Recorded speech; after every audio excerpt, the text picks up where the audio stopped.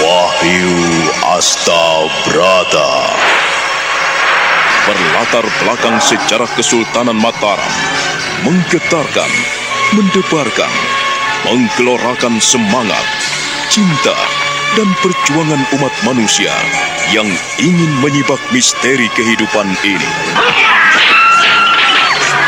Cerita ini ditulis dan diolah oleh Bu Nergis Muriono, pengarah cerita dan naskah Agung Bahrodi, ilustrasi musik Haris Sabar, teknik dan montase Jamie Mumu, dengan sutradara Ferry Fadli. Kali ini mengetengahkan episode ke-18 dengan judul Panji Mataram Berkibar.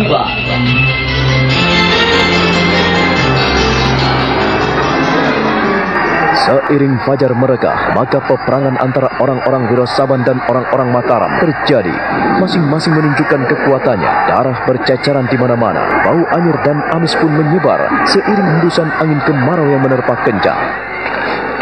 Anakku, pergilah. Hindari peperangan ini. Kau harus menyelamatkan diri, anakku. Romo, hamba tidak akan meninggalkan Wiro Saban sampai titik darah penghabisan, Romo. Jangan begitu, anakku. Biarlah ayahmu yang menghadapi orang-orang Mataram.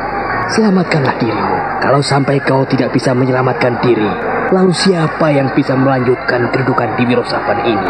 Kanjeng Romo, hamba tidak akan membiarkan Kanjeng Romo menghadapi orang-orang Mataram. Hamba akan membela Wiro Saban ini. Iya, hamba tidak akan pernah mundur, Romo. Anakku, usiamu masih sangat muda. Masa depanmu masih panjang. Ger, biarlah Ramamu yang menghadapi keganasan orang-orang Mataram. Benar, Den Mas. Kanjeng Pangeran harus menyelamatkan diri. Biarlah Paman Ronggo Pramono yang akan menghadapi mereka. Paman pasti tahu. Aku bukanlah ksatria pengecut, Paman. Meninggalkan peperangan dan mencari selamat. Tidak, Paman. Lebih baik aku mati bersama-sama. Aku tidak akan membiarkan orang-orang Mataram seenaknya, Paman. Aku akan menghadapi mereka, Paman. Namun perkenankanlah hamba usul pada Kanjeng Pangeran. Kalau Kanjeng Pangeran menghadapi mau, lalu siapa yang akan menggantikan Kanjeng Dipati? Apalah artinya kedudukan, Paman? Kekayaan dan kekuasaan. Aku tidak memikirkan semua derajat dan pangkat, Paman. Tapi aku lebih bangga untuk membela harga diri dan kebenaran yang diinjak-injak. Aku tidak akan membiarkan Mataram semakin serakah dan pongah. Aku sendiri yang akan menghadapi mereka, Paman. Anakku, jadi kau tidak mau meninggalkan Wiro Saban. Setidak-tidaknya kau masih bisa dan punya kesempatan menyelamatkan diri, Ger. Kanjeng Romo, izinkan hamba menghadapi orang-orang Mataram. Hamba tidak akan tega apabila membiarkan Kanjeng Romo memimpin sendiri peperangan ini. Tidak. Di luar peperangan sudah semakin memuncak. Hamba tidak akan mundur, Kanjeng Romo. Kanjeng Tumenggung, bagaimana ini? Paman, jangan cemaskan hamba. Hamba akan melangkah di depan Paman. Hamba akan melangkah di depan Kanjeng Romo. Dan hamba akan berjalan dengan dada terbuka sambil memegang pedang. Jangan dipanggil Aryo Wirosobo jika hamba menjadi pengecut. Tidak, aku tidak akan pernah bercita-cita menjadi pengecut. Lebih baik kepalaku dipenggal daripada aku melarikan diri, menyelamatkan diri. Tidak, itu tidak akan pernah terjadi. Bagus sekali, itulah namanya ksatria. Aryo Wirosobo, kami ada di sini. Aryo Wirosobo, aku di sini. Aryo Wirosobo, orang-orang Mataram ada di belakangmu. Kurang ajar. Kanjeng, bagaimana ini? Tumenggung? Paman Ronggo, kau bagianku. Kanjeng Tumenggung, kaulah bagianku. Pangeran Aryo Wirosobo, mari kita kembali berhadapan satu lawan satu.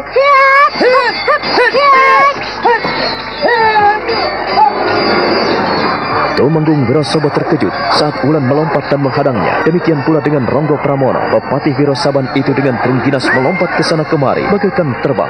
Sekalipun kedua kakinya buntu, orang itu masih mampu menggerakkan tubuhnya dengan luar biasa. Demikian pula dengan Aryo Wirosobo. Ia dengan terengginas melawan serangan Dewi Walik yang sangat mengejutkan. Mereka bertempur mati-matian.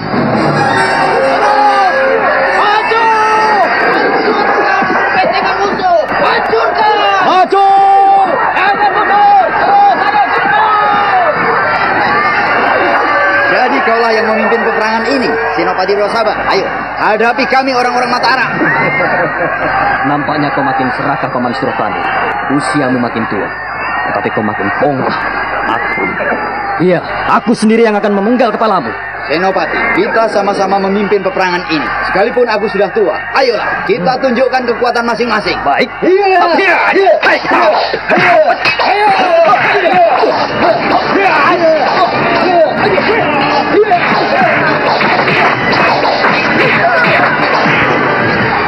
Kanjeng Pangeran, kita tidak bisa tinggal diam. Wirosaban telah dikepung dan dihancur leburkan. Kita berangkat ke sana untuk menyongsong orang-orang Mataram di Kali Berantas. Mereka sudah memporak-porandakan perbentengan Wirosaban. Menunggu apa lagi, Paman Rogolono? Ayolah, bawa pasukan bara, bakar semua hutan yang kau lewati. Tunjukkan bahwa kau bisa menghadapi orang-orang Mataram. Yang terakhir, patahkan kekuatan Paman Surotani. Dialah agul-agul Mataram yang harus kita tumpas. Hamba Kanjeng Pangeran, tapi apa lagi? Bagaimana dengan arek-arek Maduramu dan pasukan penyihirmu? hamba sebetulnya menunggu seorang pendekar kebel itu hingga saat ini. Mengapa ia tidak nampak lagi, Kanjeng Pangeran? Paman, jangan mengharapkan orang yang belum dikenal. Lebih baik majulah sekarang. Dan jangan takut, kau harus berani tanpa mengharapkan bantuan siapapun. Baiklah, Kanjeng Pangeran.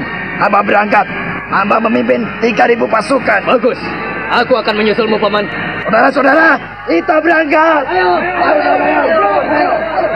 Pasukan berkuda, siap. Pasukan Gendewo siap. Pasukan menembak siap. Ayo jalan.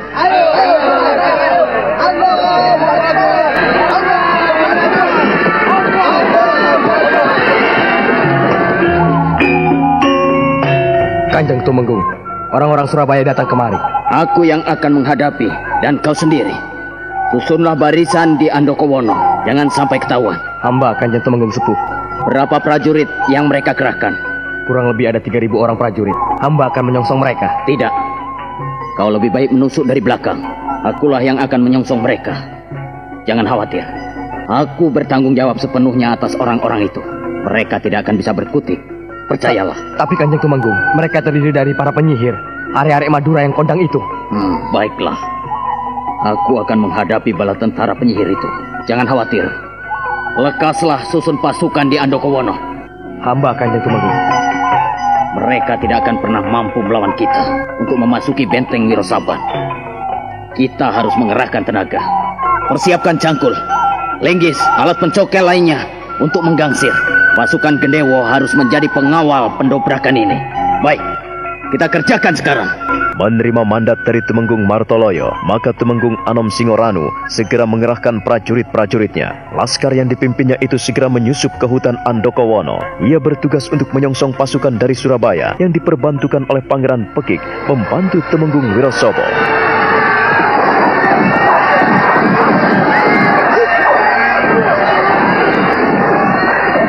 Gadis cantik, seharusnya kau tidak datang menjadi mitra tandingku. Seharusnya kau cocok sebagai istriku. Aku sebetulnya tidak tega untuk berperang melawanmu. Tapi karena kau sendiri yang menginginkan masalah ini, aku terpaksa harus mencabut pedang untukmu. Aryo Wirosobo, jangan ragu-ragu angkat pedang denganku. Aku sudah siap untuk melawanmu. Baiklah, bersiaplah. Aku sudah siap, Aryo Wirosobo. Kalau aku tidak siap, tentu aku tidak akan memperingatkan namamu. Aku juga tidak mungkin datang kemari. Bismillahirrohmanirrohim. Assalamualaikum. Niat ingsun becik, niat ingsun anyembadani lampah ingsun. Assalamualaikum. Masing-masing saling berhadapan dan bersedekap tangan. Untuk sesaat lamanya, mereka saling diam dan komat kami. Kedua tangan mereka saling menyilang di dada. Pangeran Aryo Wirosobo lalu melangkah siksak dan menatap tajam ke arah Putri Pandansari. Menyeranglah Dewi Walik. Tidak pantas jika aku menyerangmu terlebih dulu. Aku sudah siap.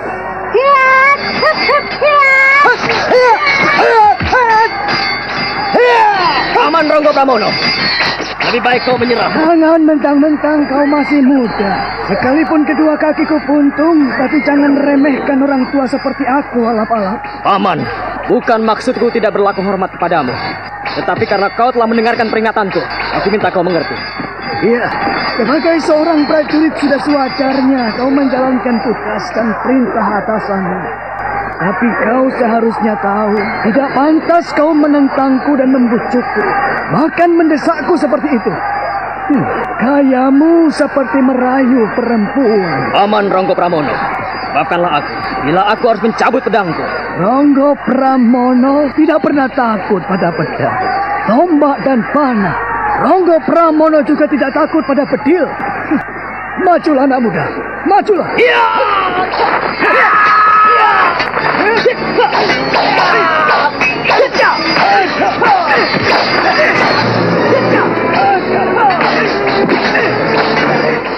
Pertempuran makin seru. Ronggo Pramono dengan gigih menghadapi serangan-serangan Tumenggung Anom alap-alap. Sekalipun kedua kakinya buntung, namun ia menghadapi pemuda itu dengan gagah perkasa.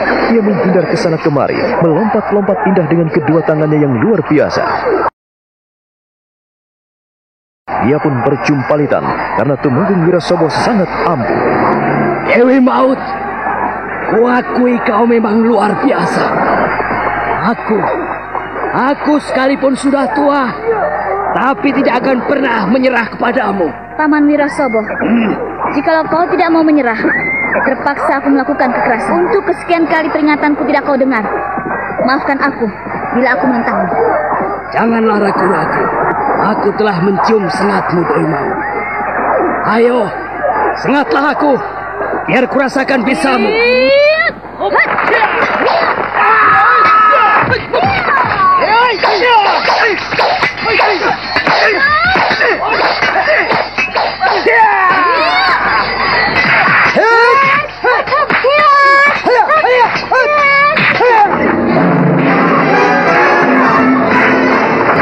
Kedua tangan Padansari dan kedua tangan Arya Wirasobo bertemu.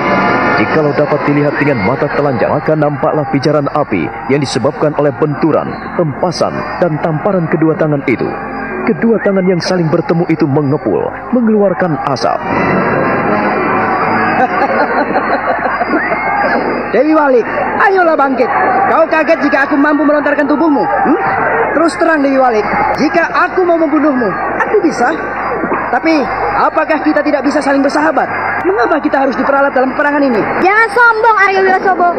Aku masih mampu bangkit. Lihatlah, di bibirmu sudah mengeluarkan sepercik darah. Aku tidak tega jika kau mati di dalam peperangan ini. Sebaiknya sebelum terlambat, lebih baik kita bersahabat saja. Murahan sekali kau, Arya Wirasobo. Jangan merayuku. Aku tidak akan pupus dengan rayuanmu. Nampaknya kau benar-benar keras kepala. Pantas jika orang-orang memanggilmu Dewi Walik.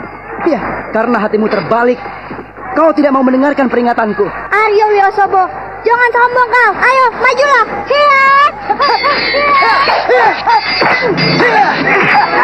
Dewi Walik, dengarkanlah aku. Lebih baik kita bermitra, bersahabat, dan bersaudara. Mari kita berkawan. Aku menyukaimu, Dewi Walik. Sayang apabila kau mati di tanganku sendiri. Kaulah yang akan mati di tanganku, Arya Wirasobo. Darah di bibirmu sudah semakin mengucur. Tapi aku belum kalah, Arya. Nampaknya kau memiliki pusaka andalan. Kau memiliki pusaka pamungkas. Ayolah maju, Arya Wirasobo. Jangan meremehkan musuhmu. Satria macam apa kau ini, merayu perempuan di medan pertempuran? Dewi Walik, aku bukan merayumu. Tapi aku sayang padamu. Sayang bila perempuan secantik dirimu mati di medan peperangan. Kau yang akan mati. Akulah yang akan membunuhmu.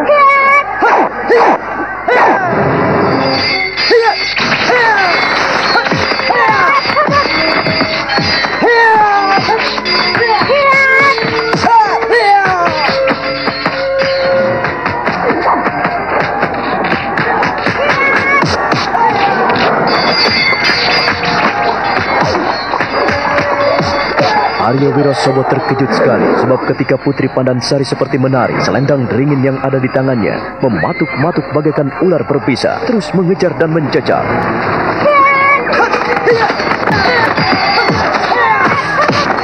Dewi Maut, kau. Paman, aku tidak akan membunuhmu, Paman. Tapi aku akan merangketmu. Kau akan menangkapku. Baiklah, karena kau selalu mendesakku. Apa boleh buat? Assalamualaikum. Bismillahirrahmanirrahim. Niat ingsun becik, anggeluri dalani ngaurip. Niat ingsun becik, anggeluri dalani ngaurip.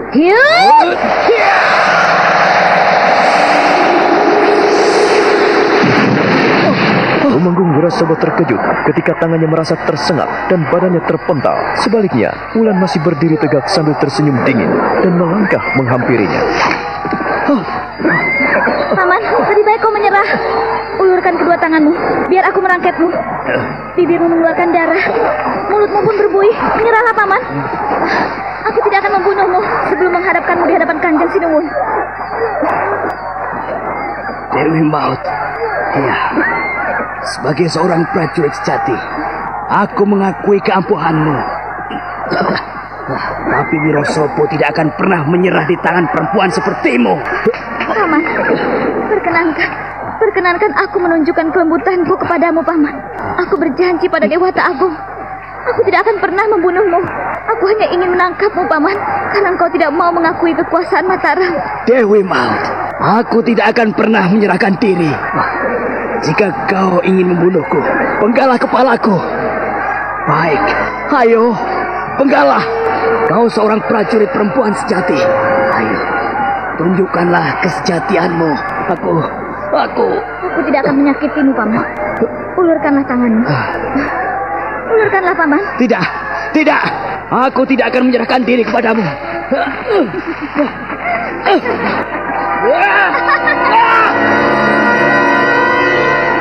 Tumenggung Wirasaba makin payah menghadapi Wulan, sang Dewi Maut. Ia sudah tak mampu berkutik selain melangkah mundur karena terjatuh akibat adu kekuatan tenaga dalam. Ia ngeri juga menyaksikan pandangan Dewi Maut yang seperti bara api berkobar-kobar melangkah menghampirinya dengan senyuman dingin sekali. Paman Wirasaba, menyerahlah kepadaku. Ulurkan tanganmu dan izinkan kurangket, maka kau akan bebas dari bahaya. Kau tidak akan kubunuh. Aku akan menyerahkanmu pada Kanjeng Sinuwun. Kau tidak mau menyerah, Paman? Dewi Maut, sampai aku mati dan menjadi bangkai, aku tidak akan menyerahkan diri pada Den Mas Rangsang. Aku membela kebenaran. Kau dan kawan-kawanmu yang menjarah raya milikku. Untuk apa aku menyerahkan diri pada perampok? Paman, aku di sini tidak mewakili perampok. Aku di sini mewakili orang yang berkuasa di Mataram. Dan Paman mestinya tahu, Kanjeng Sinuwun berhak untuk melebarkan kekuasaannya. Kalau Paman tidak setuju, aku dengan terpaksa merangket Paman.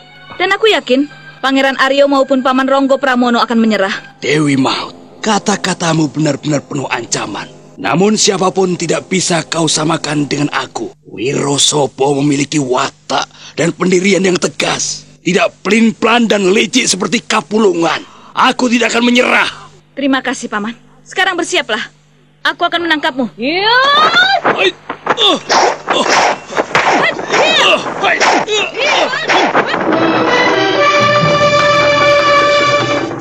Dengan pergumulan hebat dan pertarungan sengit, Tumenggung Wirasaba mengerahkan sisa-sisa tenaganya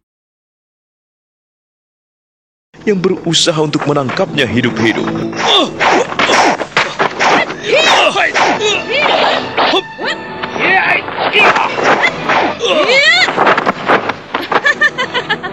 Paman, terpaksa aku melepas stagenku.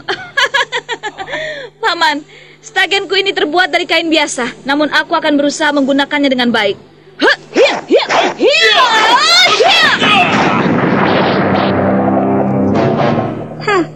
Ayo, majulah Aryo Wirasaba. Aku telah siap untuk menangkapmu. Dan kau rupanya kaget aku menggunakan selendang beringin ini. Ingatlah Aryo Wirasaba, selendang beringin ini khusus diberikan Nyai Roro Kidul untukku. Dan kau tidak akan bisa menghindarinya.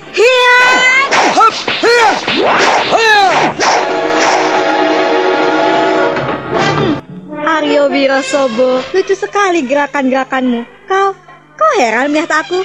Ya, namaku Dewi Walik. Sebelum kau kuringkus, kau mau pesan apa, pemuda tampan? Walik, kau memang benar-benar menunjukkan semuanya serba kualik.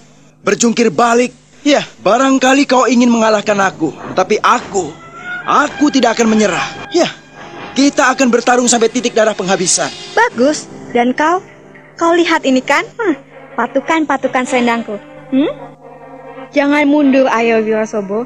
Ayo, terimalah patukan-patukan selendangku ini yang bagaikan ular kobra ini. Ayolah. Allahu Akbar. Tolonglah aku, Duh Gusti yang Maha Besar. Hit! Hup! Hit! Hup! Hup!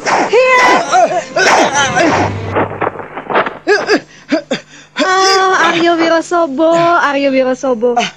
Kau memang keras kepala. Kau memang keras kepala, Aryo Wirosobo. Kau memang memiliki kekuatan yang luar biasa. Tetapi, selendang dingin ini tidak akan melepaskanmu.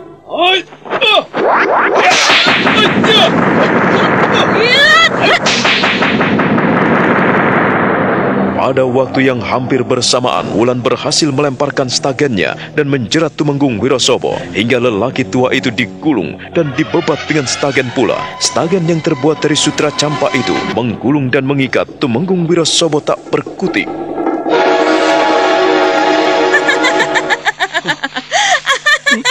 Ternyata Paman menunjukkan perlawanan yang cukup berarti. Salam dan hormat saya, Paman. Dewi Maut, kau telah mempermalukan aku. Tolong, janganlah kau mempermalukan aku seperti ini. Ayo, tolong penggalah kepalaku. Aku tidak mau kau permalukan di depan rakyatku. Paman Wirosobo, aku seorang satria. Aku seorang prajurit sejati. Aku tidak akan membunuh musuhku yang sudah tidak berdaya. Termasuk Paman. Paman telah menunjukkan perlawanan yang cukup gigih. Aku bangga dengan jiwa besarmu, Paman. Tapi aku tidak berhak membunuh Paman. Mati dan hidup Paman Wirosobo ada di tangan Kanjeng Sinuwun. Dewi Maut, kau tidak mau mendengarkan aku. Tolonglah aku. Jangan permalukan Tumenggung Wirosobo dirangket seperti ini. Memalukan sekali. Kau merangketku dengan stagenmu. Sungguh buruklah namaku dan aku akan dipermalukan. Ya, Paman memang akan menanggung malu. Karena Paman tidak mau mengakui kekuasaan Kanjeng Sinuwun. Kalau sejak mula Paman Wirosobo mau mendengarkan peringatanku, tentu saja Paman tidak menanggung malu. Ingat-ingatlah Paman Wirosobo, Panji Mataram akan tetap berkibar dan melambai-lambai di tiup angin Wirosaban. Dewi Maut, kalau kau benar-benar prajurit sejati, ayo, tunjukkanlah ucapanmu padaku. Penggalah kepalaku. Aku tidak mau kau permalukan seperti ini, Dewi Maut. Sekali lagi kutegaskan kepadamu, Paman. Dewi Maut memang bisa menyebarkan maut. Tetapi untuk masalah Paman, bukan Dewi Maut yang berhak memenggal kepala Paman. Namun Kanjeng Sinuwunlah yang berhak memberi pengadilan mati dan hidup Paman. Ingatlah, Paman. Kau dengar dan kau lihat sendiri di sudut sana. Putramu juga telah dirangket oleh Dewi Walik. Bagaimana, Kanjeng Pangeran? Bagaimana?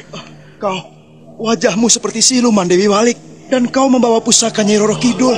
Jadi, sekarang aku percaya bahwa orang Mataram dibantu oleh siluman dari Laut Selatan. Mbak Yulan, lihat Mbak Yulan. Bagaimana Dewi Walik? Dewi Maut, kau lihat sendiri kan? Aku telah mengikatnya dengan selendang beringin. Dia tak akan lepas. Bagaimana dengan tugasmu? Sama, aku pun telah berhasil merangket ayahnya. Pangeran Aryo Wirosobo, ada baiknya kau melihat keadaan ayahmu. Hei!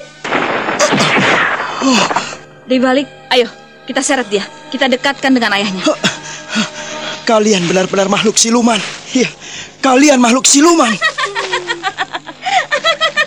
Ya, aku memang siluman yang mampu menjeratmu dengan selendang beringin itu. Siluman. Ayo kita seret Dewi Walik. Lepaskan aku. Lepaskan aku. Lepaskan aku. Pangeran Aryo Wirosobo terkejut sekali saat melihat ayahnya juga dibelenggu dan dibebat dengan stagen. Ia hanya bisa muun ketika menyadari dirinya tergeletak di lantai dekat kedua kaki ayahnya.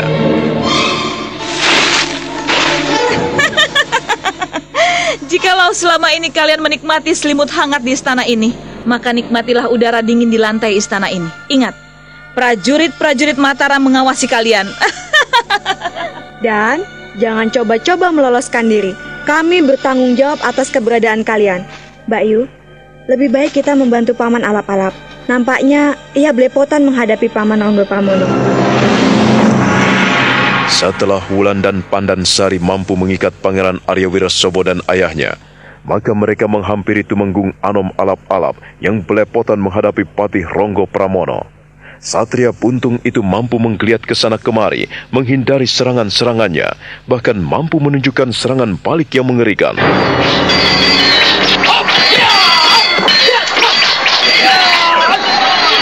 Aku percaya ia mampu menandingi Paman Buntung itu, Mbak Yu. Tidak, lebih cepat lebih baik, dan aku tidak ingin terlalu lama menyerahkan Tumenggung Wirosobo dan Aryo Wirosobo pada Mas Cokro. Kalau begitu, ayo kita kepung Patih Bundung itu. Patih Ronggo Pramono bagaimanapun juga kaget melihat kehadiran Dewi Maut dan Dewi Walik. Ia terkesima melihat kedua pendekar itu membantu musuhnya untuk menangkapnya.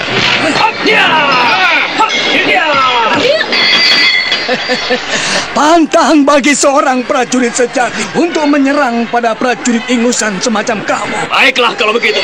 Tangkap tangan dirinya, Bayu. Ronggo Pramono benar-benar kaget. Tangan kirinya dipegang erat-erat oleh Dewi Maut, sementara tangan kanannya dipegang oleh Putri Pandansari. Ia benar-benar tak berkutik. Ia hanya bisa menggeleng-gelengkan kepalanya, memutar-mutarkan kepalanya, sementara Temenggung Anom dengan ganas menusukkan pedangnya.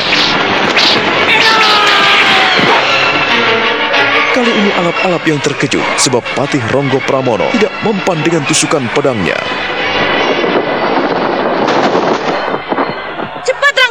Jangan buang-buang waktu. Temenggung alap-alap. Iya, baiklah. Aku akan mengikatnya. Kalian curang. Kalian mengikatku. Kalau kalian tidak mengeroyokku, kalian tidak akan bisa mengalahkan aku. Paman Ronggo Pramono. Apa? Aku akui, kau memang luar biasa. Kau sakti Mondrokuno.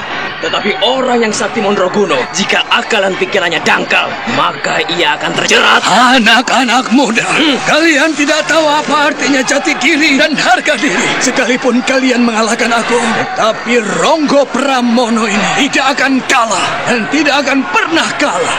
Aku kalah karena tubuh, karena badan tidak bisa berbuat apa-apa. Aku hanya bisa berjalan bila ditandu. Tapi kalian tega mengeroyok aku. Sudahlah Paman. Kau tidak perlu mengemis dan meminta-minta. Sudah berkali-kali aku peringatkan orang-orangmu. Aku peringatkan junjunganmu. Tapi ternyata keras kepala. Ya, dan sekarang rasakan akibatnya bagi orang yang keras kepala. Anak-anak muda, jikalau kelak kalian merasakan bagaimana seumurku, kalian akan tahu arti kebenaran yang kau pegang. Sekarang aku menyerahkan nyawaku pada kalian. Aku memilih mati daripada kau ikat seperti ini. Paman Ronggo, aku tidak akan pernah membunuhmu. Tapi keputusan ini ada di tangan Kanjeng Tumenggung Surotani. Baiklah, kalau memang kau ingin mempermalukan aku di depan seluruh anak buahku, tidak apa. Aku menyerah dan aku mengerti. Tapi jikalau kalian bermurah hati kepadaku, tusuklah aku dengan kerisku sendiri. Bunuhlah aku. Paman Ronggo, maafkan kami jikalau tidak bisa memenuhi permintaan Paman sekarang ini. Tetapi permohonan Paman untuk ditusuk dengan keris Paman sendiri, kami akan catat dan akan menyampaikannya kepada Kanjeng Temenggung Surotani. Setelah tersebar berita tertangkapnya Tumenggung Wirosobo, Pangeran Aryo Wirosobo, Patih Ronggo Pramono, maka pertempuran di Wirosobo pun berhenti. Tak ada suara yang keluar dari mulut para prajurit Wirosobo. Semua meletakkan senjata dan menyerahkan diri pada kekuasaan Mataram. Tumenggung Wirosobo, Pangeran Aryo Wirosobo, dan Patih Ronggo Pramono diangkut dalam kereta, dihadapkan pada sidang prajurit di hadapan Tumenggung Surotani. Kami sebenarnya telah memberikan peringatan keras kepada saudara, tetapi nampaknya Paman Wirosobo tidak mau mendengarkan. Dan untuk itu, kami terpaksa menangkap Paman, putra Paman, dan patih Paman Wirosobo. Alap-alap! Hamba Kanjeng Temenggung Sepuh. Bawalah Tumenggung Wirosobo dan Pangeran Aryo Wirosobo ke Mataram. Haturkan pada Kanjeng Sinuwun atas perintahku. Untuk Patih Ronggo Pramono, apa yang pantas diberikan pada orang tua ini? Bunuh dia!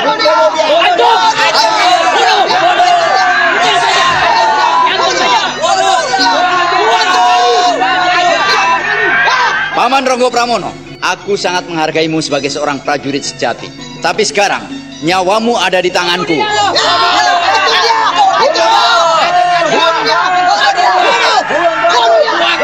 Kanjeng Temenggung, Paman Ronggo menginginkan agar keris ini yang menghabisinya.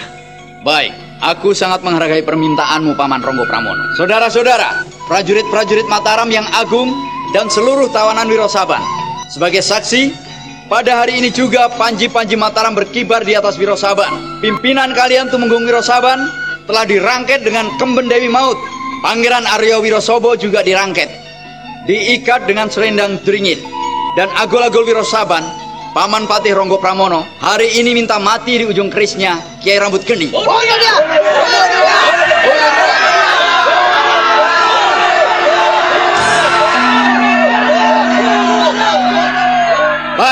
Baik. Aku tidak menghakimi Paman Ronggo Pramono, tetapi seperti permintaan mereka. Mereka ingin agar kau mendapat hukuman mati. Bagaimana kau, Paman? Kanjeng Tumenggung Surotani, sejak saya ditangkap oleh alap-alap, Dewi Maut dan Dewi Walik, hamba sudah minta untuk dibunuh. Namun alap-alap tidak mau memenuhi permintaan hamba, karena Kanjeng Tumenggung yang bertanggung jawab atas diri hamba. Untuk itu sekali lagi, kematian adalah yang terbaik daripada dipermalukan di depan umum seperti ini. Paman Ronggo Pramono, karena kau sendiri yang menginginkan kematian itu, disaksikan oleh bekas-bekas prajuritmu. Hari ini juga, seiring matahari terbenam, bersiaplah untuk kembali ke akhirat. Alap-alap, hamba Kanjeng Tumenggung Sepuh. Peganglah Kiai Rambut Geni ini dengan erat. Barangkali Paman Ronggo Pramono menginginkan kematiannya di ujung kerisnya sendiri. Paman Ronggo Pramono, kau sudah siap?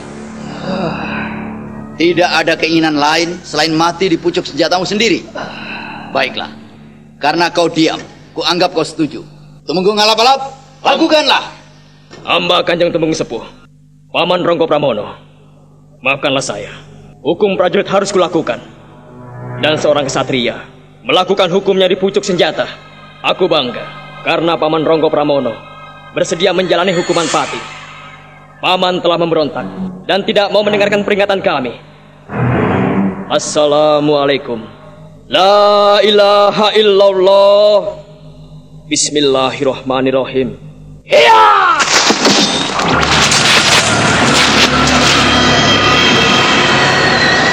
Tumenggung Anom alap-alap terkejut sekali karena pucuk senjata Kiai Rambut Geni berpijar tidak mempan saat menyentuh dada Tumenggung Ronggo Pramono. Paman, kau jangan main-main, Paman. Cacing pun bila terinjak ia akan bergerak. Apalagi manusia, Kanjeng Tumenggung. Apa maksudmu, Paman? Kau ingin aku sendiri yang membunuhmu? Aku lebih rela dilempari kotoran kuda di depan mata umum daripada dipermalukan seperti ini. Mengapa kau menyuruh pemuda kencur, Kanjeng Tumenggung? Baiklah, kalau memang itu keinginanmu. Alap-alap, hamba Kanjeng Tumenggung Sepuh, maafkan hamba. Serahkan pusaka itu kepadaku.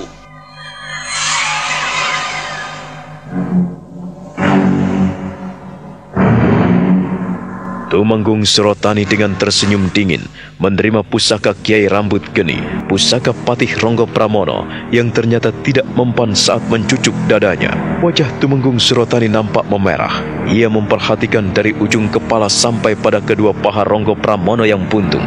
Bapatih Wirosobo itu nampak berkeringat dingin, membalas tatapan Tumenggung Surotani dengan senyuman dingin.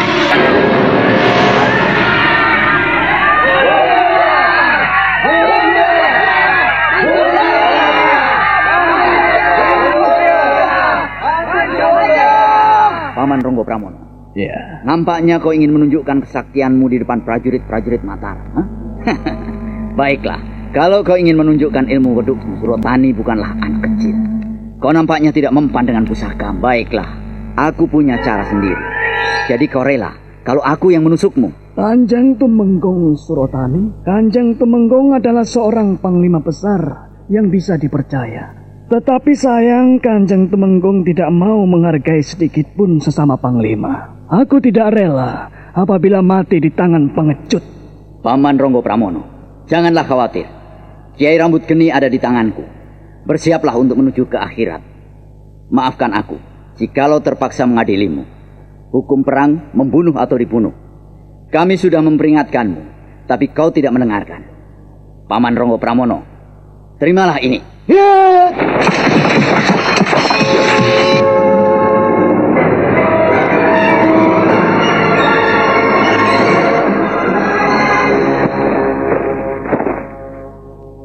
Paman Ronggo Pramono, kau memang sakti Mondrokuno. Kau nampaknya tidak ingin mati di ujung pusaka ini. Baiklah, kalau kau tidak ingin mati di ujung pusaka ini, aku juga mempunyai cara sendiri. Prajurit! lemparkan tua bangga buntung ini ke kali, biar hanyut sampai ke laut. Hamba Kanjeng Tumenggung. Bunuh dia! Bunuh dia! Bunuh dia! Bunuh dia! Bunuh dia!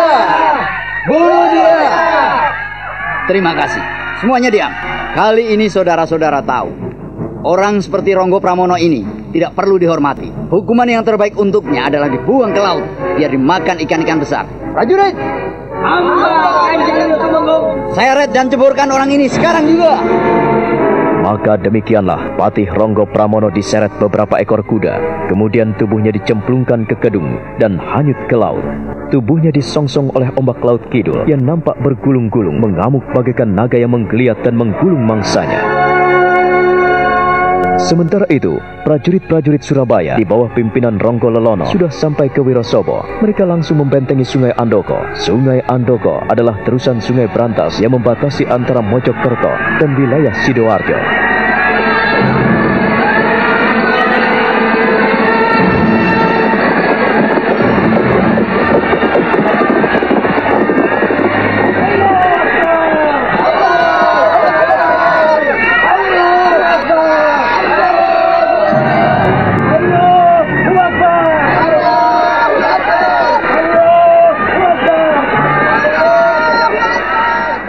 Siapkan beberapa pasukan. Hati-hati, jangan sampai ada yang menyeberangi Sungai Andoko. Siapa yang menyeberangi sungai ini, tanpa perintahku, dia akan kupanah dari sini. Hamba Kanjeng Pangeran. Paman Martoloyo. Hamba Kanjeng Pangeran. Ku minta kau menyusun barisan ke Tembelang dan Ploso. Perkuat perbentengan sampai di Gedek, Kudu, Kuringinan, Riorejo. Nanti ku susul. Hamba Kanjeng Pangeran. Hamba telah menyusun barisan-barisan yang menyisir ke Kudu, Melagi, Kuringinan, Kuringin Anom, Riorejo, dan hamba ingin menuju ke Wonokromo. Sementara orang-orang Baratigo telah menyisir di Menganti. Demikian pula prajurit-prajurit yang lain telah hamba siapkan menyisir hutan Andokowono. Kami telah siap, Kanjeng Pangeran. Bagus kalau begitu. Lengkong, Manungo, dan Ploso biar kuperkuat. Dan aku bermukim di Pelandaan. Kuasai wilayahmu sebaik-baiknya. Dan hati-hati. Hamba Kanjeng Pangeran. Bagaimana orang-orang Surabaya yang sudah menyerbu ke Wirosaban ini? Mereka sudah ada yang sampai di Bangsal. Mereka sudah ada yang sampai di Bangsal, Puri, Delagu, Mojo Agung, Jatirejo, Gondang, Kutorejo, Ngoro, Pungging, Gempol, Kelembung, dan semua pertahanan Surabaya begitu kuat. Bahkan di sepanjang Kali Porong terdapat kemah-kemah para prajurit. Dari Prambon, Tulangan, Tanggung Angin, semua diperkuat dengan prajurit-prajurit pilihan. Balong Bendo, Krian, juga Taman Waru, Sedati, Gendangan, semua telah diperkuat, Kanjeng Pangeran. Jangan khawatir, aku akan memimpin pasukan pamungkas. Sementara orang-orang Paman Surotani agar ditarik terlebih dahulu, sebab mereka telah terkuras tenaganya. Baurekso dan Singoranu, supaya menjadi ujung tombak dalam penyerangan ini. Jangan ada yang maju sebelum meriam pertama berbunyi. Besok pagi tepat matahari menyingsing, maka ledakan pertama kita mulai. Hamba Kanjeng Pangeran. Tetapi lihatlah orang-orang Surabaya membakar hutan.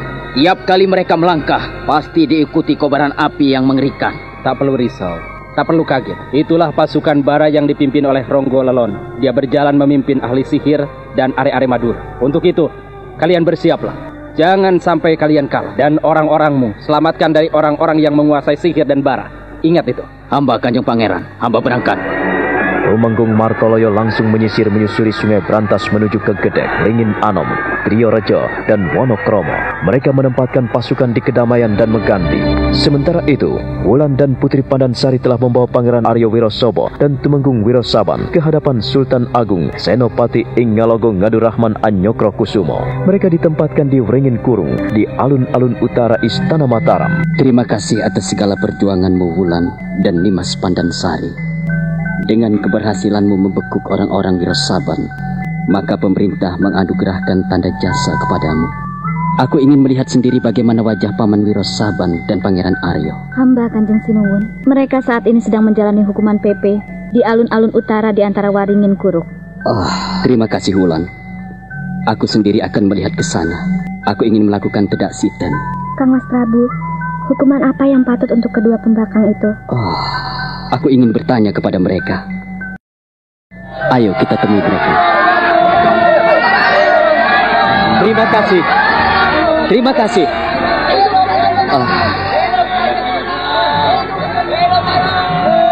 Paman Tumenggung Wirosobo, Pangeran Aryo Wirosobo. Aku tidak menduga jika kita bisa bertemu dengan pertemuan yang sangat mengenaskan ini. Paman dan Dimas Aryo datang ke sini sebagai pandang.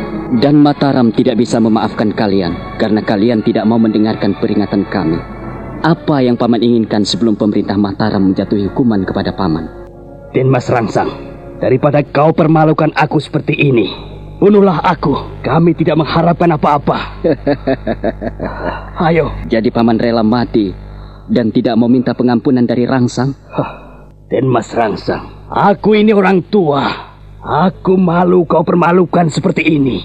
Untuk pertama kali, aku datang di Mataram dengan keadaan dibondo seperti ini.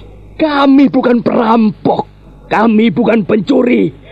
Kami bukan maling. Tetapi Den Mas Rangsang begitu tega mempermalukan aku seperti ini. Kau terkutuk, Den Mas. Paman Wirosobo, nyawamu ada di tanganku. Tetapi kau mengutukku seperti ini. Gusti Allah tidak memaafkanmu. Aku adalah Ratuning Ratu di Jawa Dwipa ini. Kau tidak mau minta maaf kepadaku, padahal aku bisa mengampunimu. Pengampunan hanya ada di asto Allah. Paman Wirosobo, kau lupa. Aku Sultan Agung Senopati Ingalogo Ngadurahman Hanyokro Kusumo. Dan aku akan mendapat anugerah dari tanah Arab, Saidin Panotogomo. Dan kau menghina Rasulullah, kau menghina hamba Allah, maka tidak ada hukuman yang pantas selain hukuman mati untukmu. Sultan Agung Senopati Ingalogo Ngadurahman Anyokro Kusumo amat murka mendengarkan pernyataan Tumenggung Wirosobo yang sangat menghinanya. Bagaimana Paman?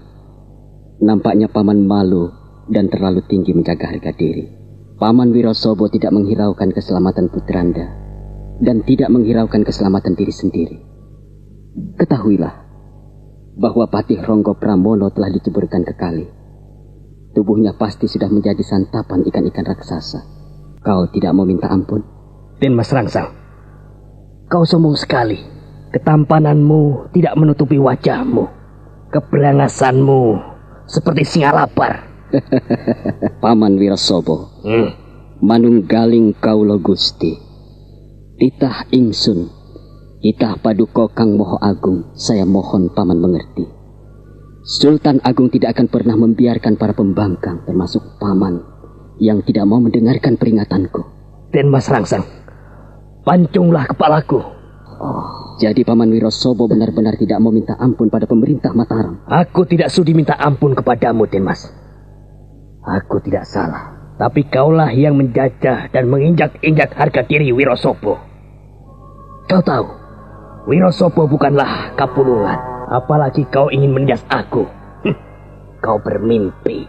Sekalipun aku sudah tua, tapi aku tidak akan membiarkan anak cucuku diinjak-injak oleh siapapun. Aku lebih baik mati. Ayo, bunuhlah aku, tapi lepaskanlah putraku Aryo Wirosobo. Tidak, Kanjeng Romo. Kalau Kanjeng Romo menerima hukuman mati, hamba pun ikut dihukum mati. Hamba tidak akan membiarkan ayahanda seorang diri menanggung hukuman ini. Untuk apa Aryo Wirosobo berlaku prihatin, mengurangi makan, mengurangi tidur, untuk membela kebenaran dan keadilan Kanjeng Romo? Dan Mas Rangsang, aku rela mati bersama Kanjeng Romo. Bagus sekali. Kau benar-benar prajurit sejati, Dimas Aryo Wirosobo. Kau tidak lebih seperti adikku sendiri, tapi karena jiwa pembangkang ramamu, maka permohonan kalian akan segera dilaksanakan. Sosok hamba Kanjeng Sinuwun. Persiapkan senjatamu. Tolong persembahkan kepala-kepala pembangkang di hadapanku ini pada Dewi Maut. Hamba Kanjeng Sinuwun. Menunggu apa lagi? Mereka tidak membutuhkan pengampunanku. Biarlah kepala mereka menjadi saksi. Langit dan bumi biarlah menerima darah mereka. Darah pemberontak, darah pembangkang, darah orang-orang yang tidak mau mendengarkan amanatku. Biarlah mereka terkubur bersama angan-angan dan cita-citanya. Pancung mereka. Maka demikianlah, pada siang itu, saat sinar matahari terik tepat di atas ubun-ubun, Tumenggung Wirosobo dan putranya Aryo Wirosobo dipenggal kepalanya di hadapan rakyat Mataram sebagai bukti bahwa mereka tidak menuruti aturan dan tata krama yang diikuti oleh orang-orang Mataram. Perlu saudara-saudara ketahui bahwa siapapun yang membangkang atas Mataram, kepalanya harus dilepaskan dari tubuhnya. Saudara-saudara sudah mendengar? Terima kasih. Dan kalian bisa menyaksikan sendiri bagaimana dua orang ayah dan anak ini membangkang pemerintah Mataram. Mereka memang pantas berkalang tanah. Prajurit, kuburkan jenazah kedua orang ini. Kebumikan sebaik-baiknya. Nimas Pandansari dan kau Dewi Mautku. Hamba Kanjeng Sinuwun. Katakan pada Eyang Surotani dan Eyang Mangkubumi, aku akan segera turun ke medan pertempuran di Palagan Wirosaban. Kang Mas? Jangan khawatir, Nimas Pandansari. Ada Kang Mas Sukmo dan Pendekar Linglung di dekatku. Kanjeng Sinuwun, lebih baik Kanjeng Sinuwun jangan pergi. Biar hamba berdua saja yang akan menuju ke Wirosaban. Saat ini orang-orang Surabaya mengamuk karena pemimpin mereka telah tertangkap.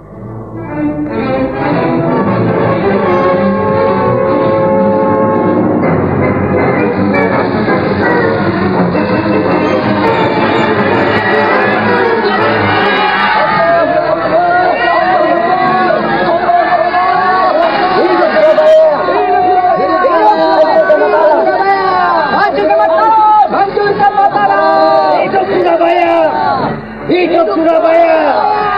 Hidup Surabaya!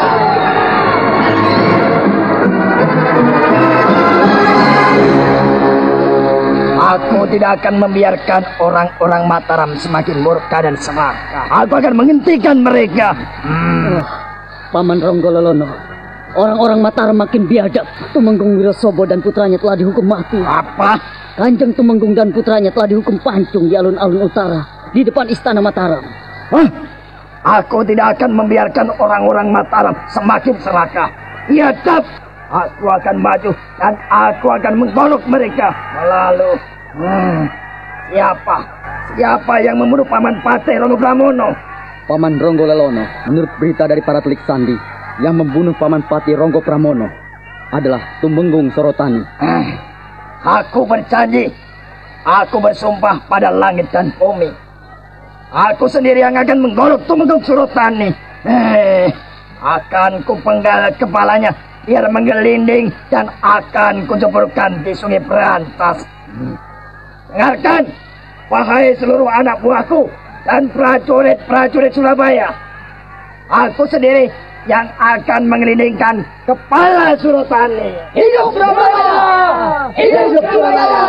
Hidup Surabaya! Hidup Surabaya! Hidup Surabaya! Hidup Surabaya! Allahu Akbar! Allahu Akbar! Allahu Akbar! Kita lanjutkan. Setiap hutan yang kita lalui, kita bakal habis. La ilaha illallah, la ilaha illallah, la ilaha illallah. Allahu Akbar, Allahu Akbar, Allahu Akbar, Allahu Akbar, Allahu Akbar, Allahu Akbar. Kanjeng Pangeran, orang-orang Surabaya sudah berdiri di sebelah timur Kali Berantas dan di sepanjang Sungai Andoko telah dipenuhi dengan prajurit-prajurit pemanah, penombak, dan pasukan berkuda. Mereka juga terdiri dari para penyihir yang datang dari Madura. Jangan khawatir, Paman Martoloyo. Kita akan menghadapi mereka. Aku akan tunjukkan pada Ronggololono kalau Mataram tidak akan mundur. Yang penting kita tidak memasuki Sedekare. Inilah pesanku. Janganlah kita melanggar wewalar yang digaungkan oleh Eyang Kiri yang Agung. Kanjeng Pangeran, mereka benar-benar ganas. Mereka berjalan sambil membakar hutan yang mereka lalui. Kami benar-benar ngeri. Jangan biarkan kengerian itu menakut-nakuti orang-orangmu. Kita harus maju bersama. Jangan sampai kita terpukul oleh amukan mereka. Justru karena mereka terbakar hati dan amarahnya, kita berdiri di atas angin. Kita akan menang. Lalu apa yang harus hamba lakukan? Tetap pada rencana semula. Kita pukul orang-orang Surabaya. Dan aku ingin melihat bagaimana anak Mas Pekik memimpin pasukannya. Jangan khawatir. Teruslah. Kita lanjutkan rencana kita. Apakah mereka tersulut dengan kematian para pemimpin Wirosaban? Itu memang sengaja kami kobarkan. Supaya mereka tahu bahwa orang-orang Mataram tidak main-main. Aku senang sekali karena Patih Ronggo Pramono diceburkan ke Kedung. Air kali itu akan menawarkan ilmu kekebalannya. Dia orang buntung yang sakti Mondroguno. Dengan pusakanya sendiri pun ia tidak mempan dan satu-satunya jalan, ia memang harus dibuang ke kedung biar terhanyut ke laut. Lalu bagaimana dengan para tumenggung Anom? Apakah mereka bisa bekerja dengan baik, Kanjeng Pangeran? Aku percaya pada Singorano, Alap-Alap, dan Baurekso. Mereka sudah sampai di Malang. Jangan khawatir. Mereka bisa bekerja dengan baik. Kanjeng Pangeran! Mundur! Mundur! Kurang ajar. Mereka telah menggebuk dengan meriah. Seluruh pasukan, mundur! Kanjeng Pangeran! Kanjeng Pangeran! Mereka sudah sampai di Mabaka. Berhubungan juga dengan meriam dan jombang perang-perangnya. Bagaimana dengan pasukan kita? Barangkali mereka terkena sasaran tembakan meriam Surabaya. Paman Martoloyo, jangan cemas. Kuminta, turuti saja perintahku. Kita mundur. Kita harus mengirim utusan untuk menemui Paman Suratani di Trawas. Jangan sampai ia terjebak di Pandaan. Ia harus mundur. Mundur terus. Tambah, Kanjeng Pangeran. Pasukan, mundur! Pangeran Mangkubumi dan Tumenggung Martoloyo terkejut sekali saat menerima kenyataan di mana orang-orang Surabaya telah menggempur Trowulan dan Mojo Agung dengan meriam. Dewa pun telah diratakan dengan tanah. Jombang Kalang Kabut hingga Baurekso, Alap-Alap dan Tumenggung Anom Singoranu. Kalang Kabut dibuatnya. Mereka mundur dan merampas daerah yang dilalui. Aku tidak akan membiarkan orang-orang Surabaya. Kita harus menyeberangi kali berantas ini. Kanjeng Tumenggung, hamba telah menarik semua prajurit yang ada di Andokowono. Mengapa kita harus menyeberangi sungai ini? Lihatlah, orang-orang Surabaya telah berbaris rapi di sepanjang timur sungai Andoko. Justru itulah, kita harus menggempur orang-orang Surabaya sebelum menyeberang sungai Andoko ini. Kanjeng Tumenggung, menurut hamba, kita lebih baik menunggu di sini. Sebab kalau kita terpancing dengan tembakan-tembakan meriam orang-orang Surabaya, kita berarti akan kalah selangkah. Singorano, aku lebih mengetahui bagaimana menggebuk musuh-musuhku. Kau harus mengikuti aku. Ayolah, kita turun. Kita persiapkan semua prajurit agar berkemah di sini. Tepat esok pagi, kita akan gempur mereka. Apakah kita tidak perlu bicara dengan Kanjeng Pangeran Mangkubumi dan Paman Martoloyo? Di seberang Andoko ini, aku yang bertanggung jawab. Tapi menurut hemat hamba, biarlah hamba bicara terlebih dahulu dengan Eyang Mangkubumi dan Paman Martoloyo. Singorano, lebih baik urungkan niatmu. Sebab kau lihat sendiri, orang-orang di bawah Ronggo Lelono sudah menuju kemari. Tidak ada kesempatan untuk bicara dengan Pangeran Mangkubumi ataupun Paman Martoloyo. Kalau itu yang Kanjeng Tumenggung Sepuh inginkan, monggo, silakan. Kita buat jembatan-jembatan darurat malam ini juga. Aku tidak akan membiarkan Surotani. Aku yang akan menghadapi Tumenggung Mataram itu. Aku yang akan menghadapi akul-akul Mataram itu. Biarkan aku yang melindingkan kepalanya. Kanjeng Adipati, dia sungguh sakti Mondroguno. Hamba sendiri tidak mampu merubuhkannya. Kakang Gali Asem juga tangannya buntung sebelah. Kita jebak agar orang-orang Mataram terpancing menyeberangi kali Andoko ini. Bagaimana? Baiklah, Kanjeng Adipati. Hamba akan beritakan semua ini kepada seluruh prajurit. Lekaslah, aku dan are-are Madura akan menciptakan sesuatu yang memancing kemarahan Surotani. Tumenggung Ronggo Lelono, panglima perang dari Surabaya itu, langsung menyusun strategi menghadapi bala tentara Mataram yang ngegirisi. Ia mengerahkan pasukan-pasukan penyihir dan arek-arek Madura yang gagah berani.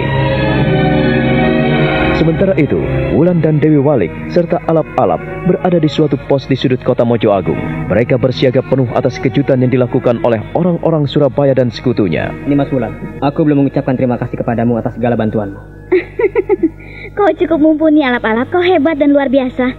Kaulah yang mengikat Patih Ronggo Pramono. Tapi tanpa bantuan kalian, aku tidak bisa berbuat apa-apa.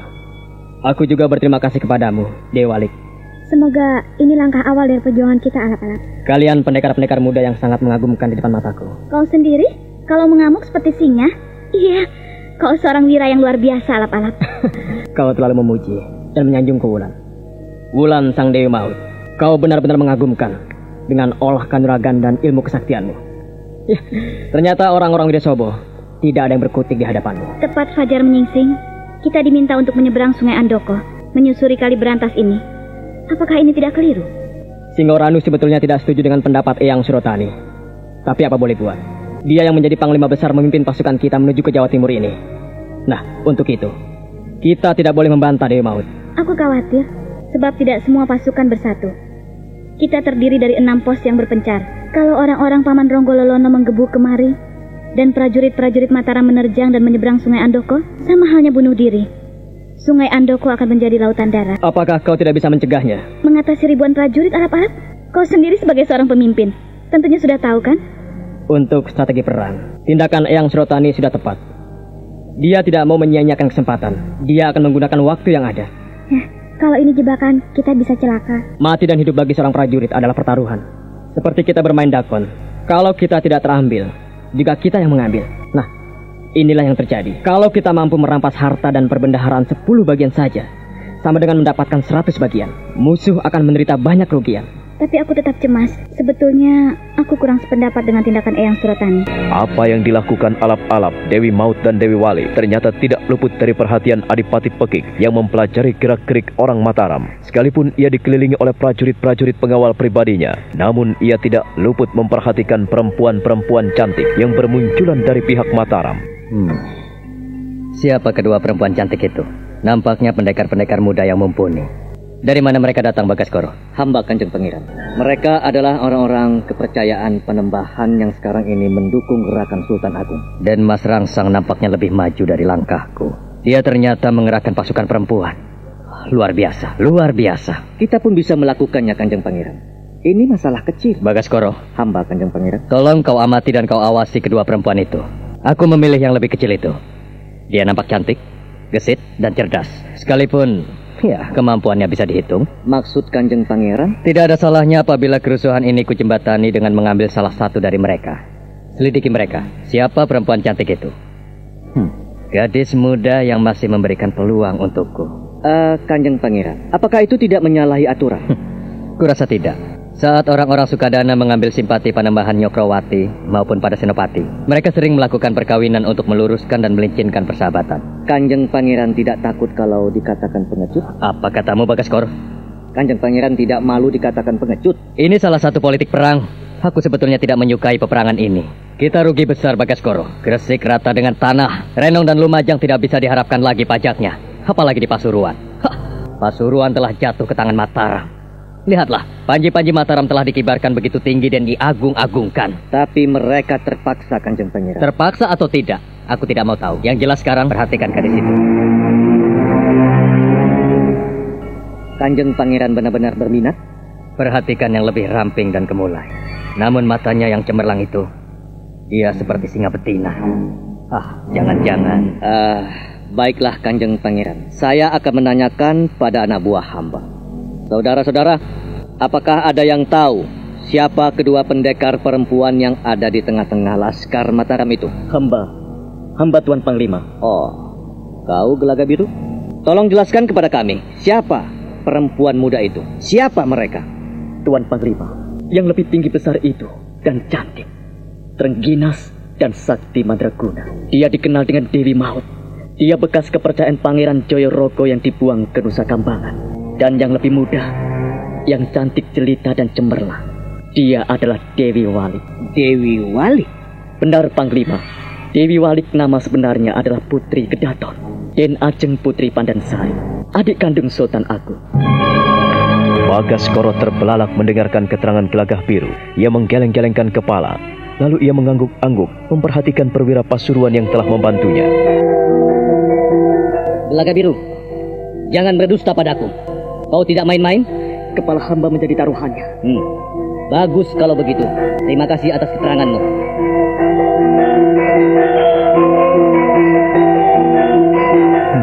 Jadi, dia adik kandung Den Mas Rangsang.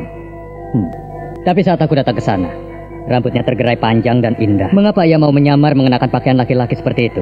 Sekarang terserah Kanjeng Pangeran. Yang jelas, ini salah satu kesempatan kalau memang Kanjeng Pangeran ingin menjalankan politik persaudaraan, menjebak Sultan Agung. Iya, aku tahu itu, Bagaskoro. Saudara-saudara, tolong awasi gerak-gerik perempuan muda itu. Aku sekarang sudah paham siapa dia. Tapi jaga jangan sampai ada yang melukainya. Aku tidak ingin dia cacat ataupun tergores sedikit pun kulitnya. Hamba Kanjeng Pangeran. Bagaskoro, ikut aku. Surotani! Kalau kau memang lagi-lagi menyeberanglah ke sini, aku Wonggo Lolonojang menantangmu. Kurang ajar kau. Aku tak akan membiarkanmu bermulut besar. Nanti bisa kita lihat siapa yang bermulut besar. Aku atau Surotani? Ronggololono, Surotani. Prajurit, serbu!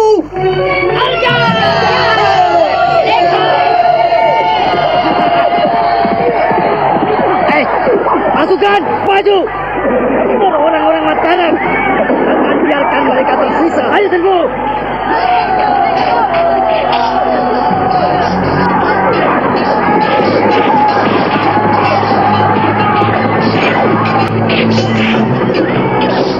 Orang-orang Mataram sudah tidak sabar lagi. Pasukan berkuda dan penombak langsung menyebur ke Sungai Andoko. Dan pertempuran di air itu pun kian seru. Masing-masing menghadapi lawannya dengan semangat yang luar biasa. Kedua pasukan itu bertempur di dalam air. Dan dalam waktu sekejap, Sungai Andoko telah berubah menjadi merah. Bantulah Temenggung Surabaya yang nampak kewalahan. Baiklah Paman, aku akan menggempur orang-orang Surabaya. Iya! Maju! Serang! Serang! Surotani, aku akan memenggal kepalamu. Nampak sudah melupakan semuanya. Kau telah menginjak-injak harga diriku. Aku tidak akan membiarkan kau pongah. Kita bertemu lagi setelah lama tidak berjumpa. Sayang, jika pertemuan kali ini adalah untuk bertaruh nyawa. Aku sudah melihat kemampuanmu, Surotani. Aku Lagul Mataram. Lihatlah, bentar lagi aku akan memisahkan kepalamu dari tubuhmu. Dan kalian toko ini akan menambung kucuran darah.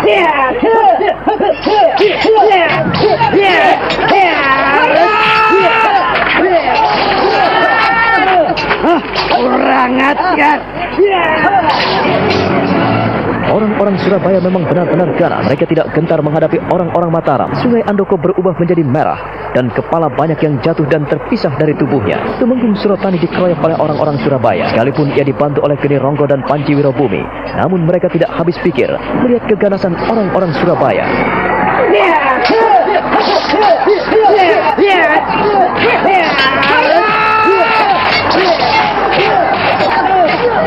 Kurang ajar. Mampuslah kau. Bantu Kanjeng Pangeran. Selamatkan dirimu, Paman. Aku yang akan membantu. Minggir, selamatkan dirimu. Prajurit, selamatkan Paman Panji Wirobumi. Lihatlah, orang-orang yang membantumu telah tertebas dan mereka banyak yang terluka, Surotani. Ternyata kau nekat. Banyak prajuritmu yang mengeliling dan darahnya tertumbang di kalian dosa ini. Ayolah, Ronggololono. Menunggu apa lagi? Lihatlah pusakaku ini. Adik ini akan menggores lehermu. Kanjeng Pangeran, ini namanya perang tugas. Kanjeng Temenggung Surotani tidak memperhitungkan kekuatan lawan. Orang-orang Surabaya nekat. Penilaianmu benar, tapi kita wajib membantunya. Kita pukul dari belakang. Begini, pasukanmu penyamping dan aku menyisir keras. Ini terlambat, Kanjeng Pangeran. Lebih baik kita menyisir Andokowono dan kita menyeberangi Sungai Berantas melalui muaranya. Itu lebih dangkal. Idemu bagus, Paman Martoloyo. Kita lakukan sekarang. Maju, menyisir Andokowono.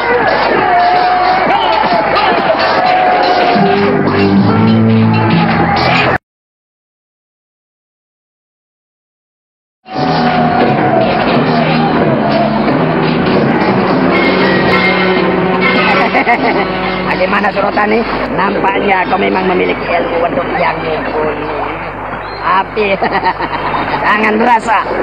Lihatlah, Ajian Caran Kore akan menghabisimu. Ajian Caran Kore mangan bawa. Ini namanya perang puputan. Kenapa orang-orang Mataram brutal? Kalau kita membiarkan orang-orang Mataram seperti itu, maka kita akan terpukul, Kanjeng Pangeran. Untuk itu, kita harus menghadapinya. Tapi lihatlah. Lihat. Prajurit-prajurit kita banyak yang bergelimpang. Kita bisa celaka. Kanjeng Pangeran, kita berhasil memancing orang-orang Mataram menyeberangi Sungai Andoko. Dan kita akan berhasil memukul mereka. Puluhan prajurit telah terjungkal. Surotani, nampaknya ilmu wedukmu perlu disempurnakan. Dan ilmu Caran Kore ini akan menghabisimu di tengah kalian Andoko ini. Aku tidak akan membiarkan akul Mataram seenak utelnya. Dan lihatlah Surotani.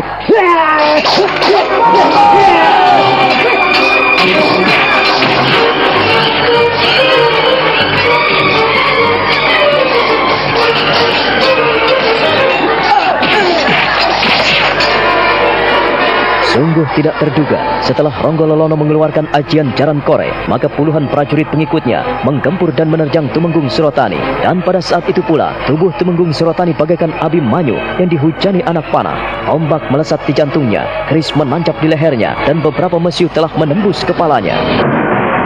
Ketika Panglima Besar Mataram meninggal di tengah Sungai Andoko, maka pertempuran antara orang-orang Surabaya dan orang-orang Mataram pun dihentikan.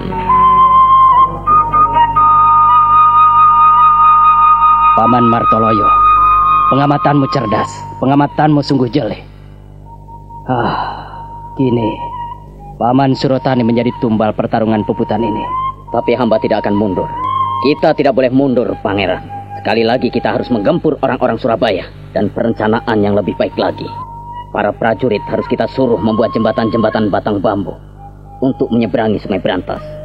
Sementara orang-orang yang Kanjeng Pangeran pimpin bisa meneruskan ke muara Sungai Brantas. Kita menyeberang dan memukul orang-orang Ronggo Lolono dari belakang. Kita lanjutkan rencana seperti semula. Tapi jangan khawatir, Kanjeng Pangeran.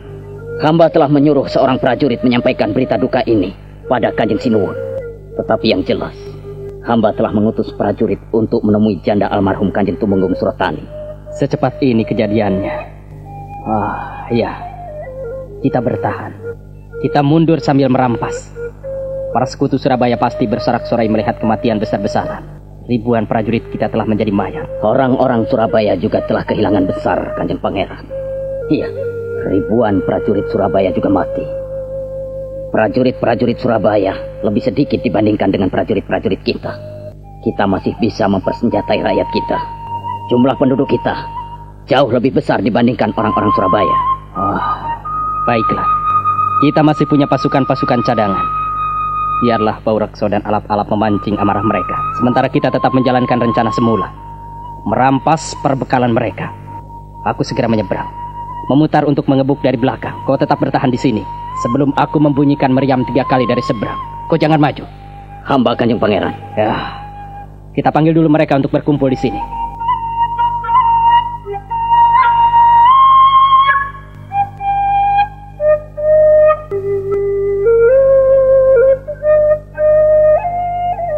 Setelah Tumenggung Surotani meninggal di tengah Sungai Andoko dan dihujani anak panah, tombak, pedang dan keris, maka orang-orang Mataram mundur sampai ke Malang dan Kandat sambil menyusun strategi yang lebih jitu menghadapi para sekutu Surabaya yang menggempur orang-orang Mataram dengan hebat. Pangeran Mangkubumi dan Tumenggung Martoloyo menghimpun seluruh bawahannya. Kanjeng Tumenggung Surotani berjuang luar biasa. Ia tidak mengenal lelah, tidak mengenal takut. Dan apa yang dilakukannya sungguh mengesankan hati hamba. Mengapa sampai bisa terjadi perang puputan seperti itu? Semoga Gusti Yang Maha Agung, Allah Subhanahu wa Ta'ala, memberikan tempat yang layak atas segala pengorbanannya. Raden Joyo Suponto, hamba Kanjeng Sinuwun, ku minta kau bicara pada bendahara istana untuk memberikan santunan pada Nyai Surotani. Aku telah menunjuk Paman Panjang Emas dan istrinya menyampaikan santunan pemerintah pada para janda korban perang. Hamba Kanjeng Sinuwun. Apa yang dilakukan oleh Eyang Surotani semoga menjadi pelajaran bagi kita semua. Kita tidak boleh menutup mata atas perjuangannya. Lalu bagaimana dengan orang-orang Surabaya yang memukul orang-orang kita? Dalam ceritanya panjang, Kanjeng Sinuwun.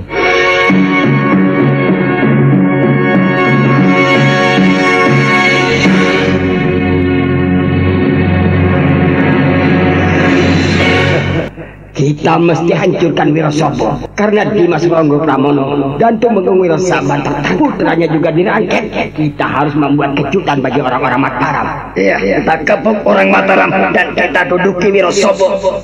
Kita bertahan di sana. Kita tidak boleh melepaskannya. Dan aku sendiri yang menghadapi Surotani. Ayo. Kita pukul malam ini juga, Paman Martanegoro. Ayo. Sekarang juga kita berangkat. Kita hancurkan semuanya. Serbu! Hancurkan semuanya!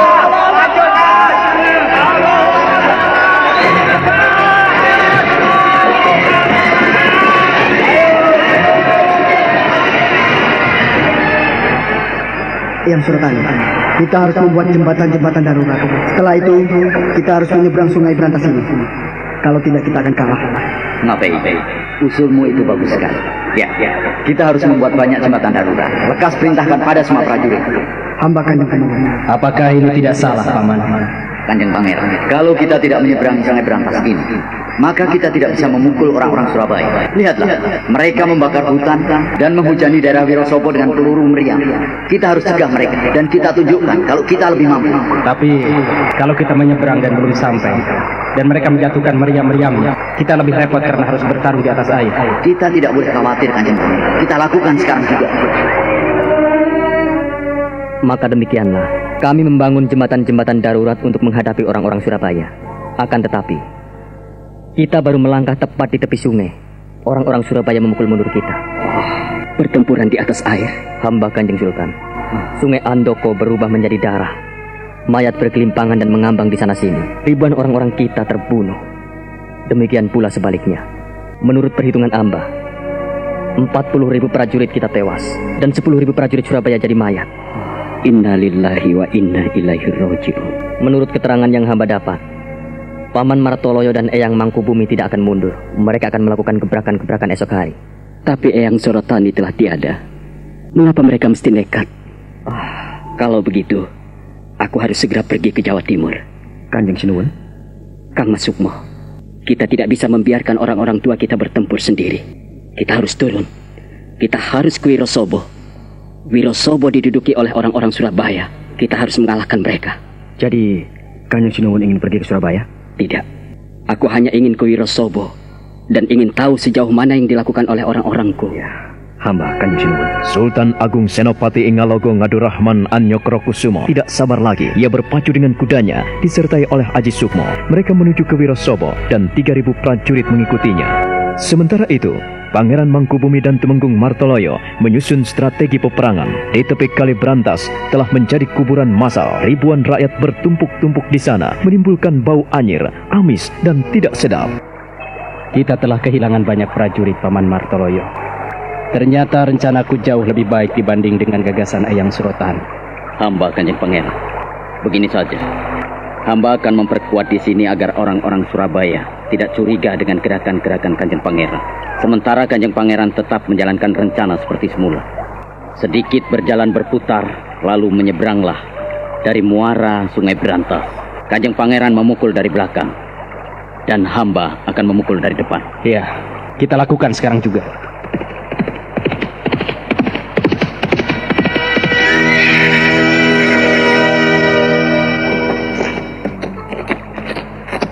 Salam dan hormat hamba Eyang Mangkubumi, Eyang Martoloyo. Oh, cucuku, anak Mas Prabu. Kanjeng Sinuwun, hamba turut berduka cita atas tewasnya Eyang Surotani.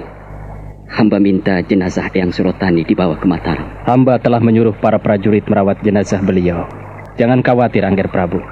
Melihat suasana semacam ini, apakah tidak lebih baik kita melangkah mundur, Eyang Mangkubumi, Eyang Martoloyo? Tidak, kita tidak akan mundur, Angger Prabu. Kita akan memukul orang-orang Surabaya. Percayalah, Kanjeng Sinuwun. Hamba berjanji untuk mempermalukan orang-orang Surabaya.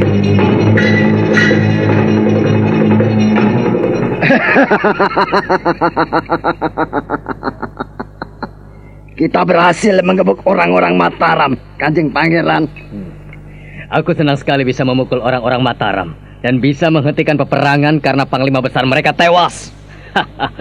Selamat pada Paman Ronggololono. Hamba puas karena dapat menyingkirkan akul-akul Mataram itu sendiri. Dan hamba tidak punya hutang lagi. Hamba tidak hutang janji lagi pada Kanjeng Pangeran. Paman Ronggololono, Paman Martonegoro, Paman Pesagi, Paman Kiai Pati, dan semua pendukung Surabaya yang saya hormati. Walaupun kita berada di atas angin, namun kita banyak kehilangan prajurit. Perang puputan di Sungai Andoko itu ngeri sekali. Jangan khawatir, Kanjeng Pangeran. Orang Mataram sudah jirih menghadapi kita. Setidak-tidaknya mereka sudah mikir kalau Surabaya bisa bertindak lebih keras. Tapi tampaknya kurang baik. Aku jadi was-was. Jangan sia-siakan pesta pora ini. Kita harus menikmati pesta pora ini dengan rasa syukur. Karena Tuhan menyertai kita. 3 hari, 3 malam. Kita telah melakukan tembak-menembak. Melakukan peperangan besar yang sangat melelahkan. Apa salahnya kita sedikit bersenang-senang, Kanjeng Pangeran? Gawat Kanjeng Pangeran. Ada apa lagi? Kanjeng Pangeran, hamba melihat kelebatan-kelebatan orang yang berjumlah ribuan.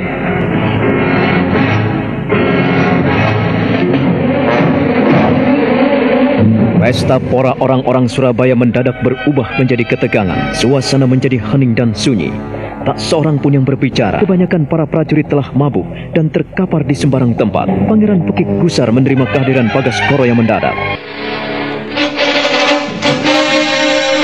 Bagaskoro, sampaikan dengan seksama apa yang kau saksikan. Hamba dan beberapa anak buah hamba melihat kelebatan-kelebatan bayangan hitam yang menuju ke muara Sungai Berantas. Maksudnya? Nampaknya ada trik sandi atau bahkan perampok. Hamba kurang tahu persis. Yang jelas mereka seperti semak-semak berjalan. Dan kelebatan-kelebatan mereka sangat cepat. Mereka menuju ke muara Sungai Berantas. Kalau begitu kita harus waspada. Paman Ronggololono. Hamba Kanjeng Pangeran. Menurut Paman apa yang terjadi? Janganlah khawatir Pangeran. Hamba akan tetap memperkuat Wirosobo. Wirosobo kita jadikan perbentengan utama. Dan sepanjang Kali Andoko, terusan Kali Berantas harus kita perkuat dengan pasukan penombak dan pelepas meriam. Kalau perbentengan kita kuat, orang-orang Mataram akan mikir Kanjeng Pangeran. Akul-akul Mataram saja sudah terbunuh, apalagi cere-cere yang maju. Hamba tidak takut. Tapi kita tidak boleh lengah, Dimas Ronggololono. Kita sudah lama turun di dunia keprajuritan. Tak ada salahnya jika kita berjaga-jaga. Pesta malam ini kita hentikan. Saudara-saudara, semua harap angkat senjata, bersiaga di tempat masing-masing. Perketat di sepanjang Kali Andoko. Jangan ada yang lengah. Bagi kalian yang masih mabuk, harap kalian menyelamatkan diri dan mencari perlindungan di tempat yang lebih aman. Kanjeng Pangeran, hamba akan menyiagakan pasukan penyihir dan para pemanah. Lakukan apa yang terbaik, Paman Ronggololono. Jangan sampai kita disergap oleh orang-orang Mataram.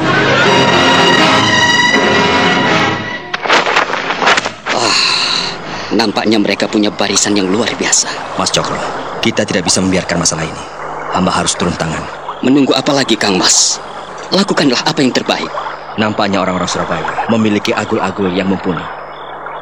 Seperti Paman Ronggololono dari Surabaya, lalu Paman Pesaki, Kiai Pati dari Tuban, terus Ki Martonegoro dari Sedayu. Mereka tetap bergerak maju. Para sekutu ini memiliki taktik yang luar biasa. Mereka berjalan dengan membakar hutan. Dengan demikian orang-orang Mataram akan terpancing. Dan inilah yang membuat Eyang Surotani tertipu. Menurut Kang Mas Sukmo, apa yang harus kita lakukan? Tak ada jalan lain selain memenggal Paman Ronggololono dan para sekutu Surabaya. Kalau saja Adipati Pekik yang melakukan dan memimpin masalah ini, hamba kurang percaya. Dan hamba kurang yakin. Tetapi nampaknya mereka dipimpin oleh Paman Ronggololono. Lihatlah Mas Cokro. Sungai Andoko menyerupai sungai darah dan penuh mayat. Ini sebetulnya kesempatan emas. Mereka berpesta pora dan mabuk-mabukan. Kalau Paman Martoloyo dan Eyang Mangkubumi menyerang malam ini, kita akan menang.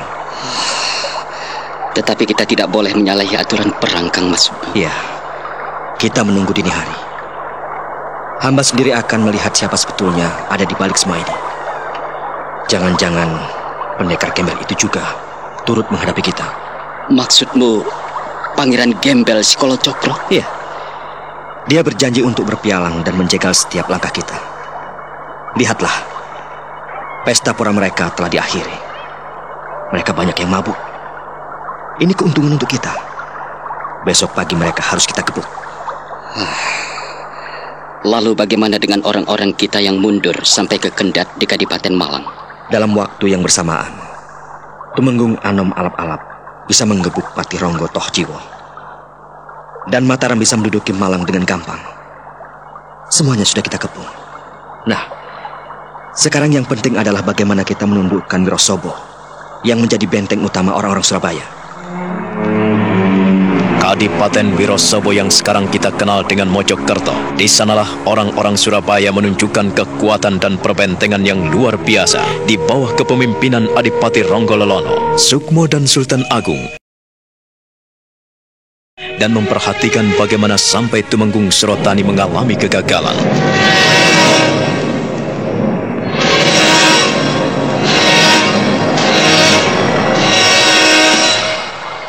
Dan langkah yang diambil Pangeran Mangkubumi dan Paman Martoloyo nampaknya sangat tepat.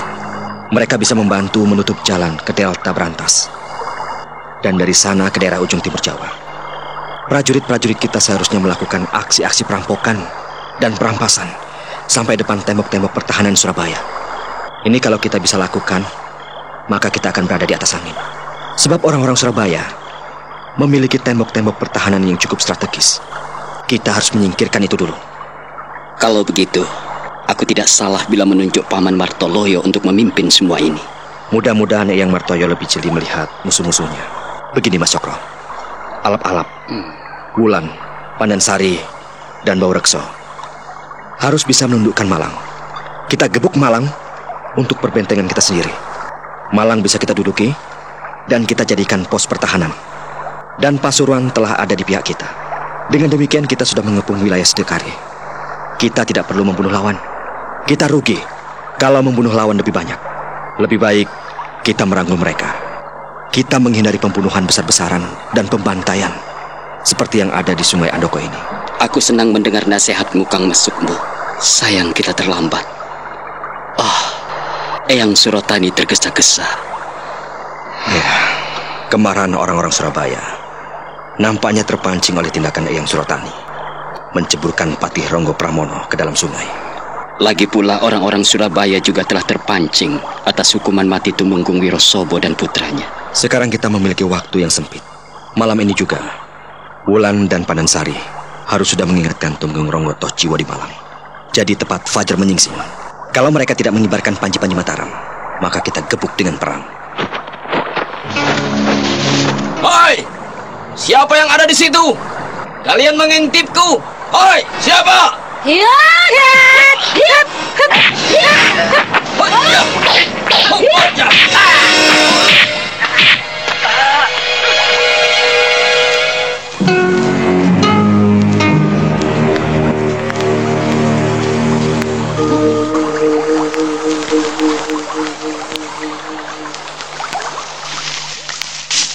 Hajineman, dari manakah kalian? Mengapa kalian mengusik istirahatku?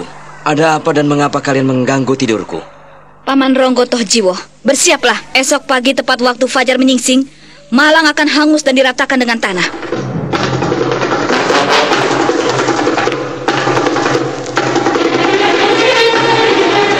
Kami akan membumi hanguskan Malang jikalau Paman Ronggo Tohjiwo tidak mengibarkan panji-panji Mataram. Hai, siapakah kalian? Jangan mengancamku. Aku sudah cukup tua. Aku bisa menggunakan pedang ini. Hai. Paman Ronggo Tohjiwo, aku peringatkan kepadamu. Mengakui kedaulatan Mataram atau kau menentang? Ya, apabila kau menentang kami, maka kepalamu akan terpenggal. Tapi kalau kau mau mengibarkan panji-panji Mataram di atas kelapa, maka Malang akan aman. Kurang ajar. Kau pecundang yang main-main dan menakut-nakuti aku. Aku akan bunuh kalian. Hop!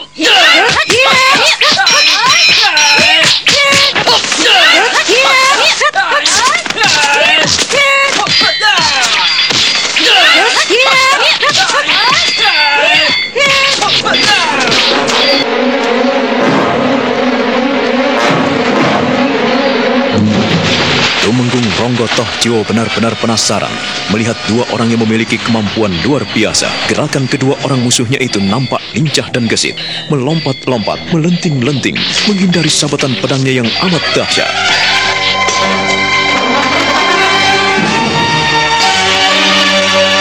Saudara pendengar, silakan menunggu kelanjutan kisah ini dalam serial Wahyu Astabrata. Sampai jumpa.